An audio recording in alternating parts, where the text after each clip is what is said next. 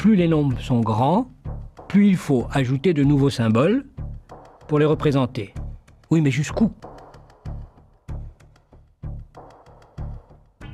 Alors que les nombres sont en quantité illimitée, ces numérations n'ont qu'une capacité de représentation limitée. C'est parce que chaque place vaut une certaine puissance de la base que celles-ci n'ont pas besoin d'être représentées explicitement dans l'écriture du nombre. Par exemple, dans la numération de position décimale, les 10, les 100 ou les 1000 disparaissent du nom écrit alors qu'ils subsistent dans le nom parlé. Il n'y a plus que des quantités de dizaines, des quantités de centaines ou des quantités de milliers.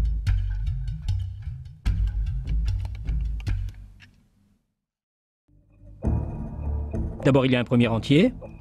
Ensuite, il n'y a pas de dernier entier. Et puis, ils se succèdent en file indienne, donc avec un début et sans fin. Et ils sont dans l'ordre, tellement dans l'ordre qu'ils forment l'archétype de l'ordre.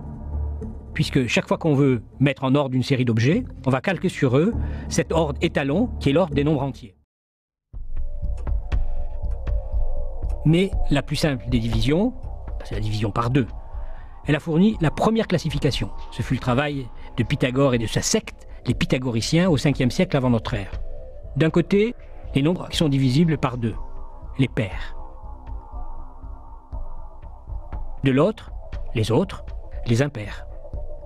L'alternance entre les pairs et les impairs scande interminablement le défilement des entiers naturels et ouvre le chemin à de nouvelles classifications.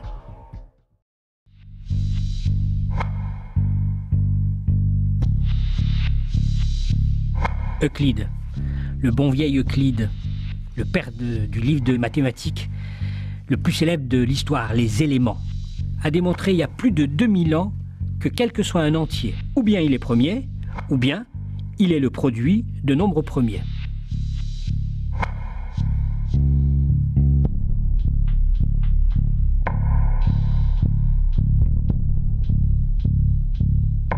Cette décomposition en nombres premiers se fait de façon unique.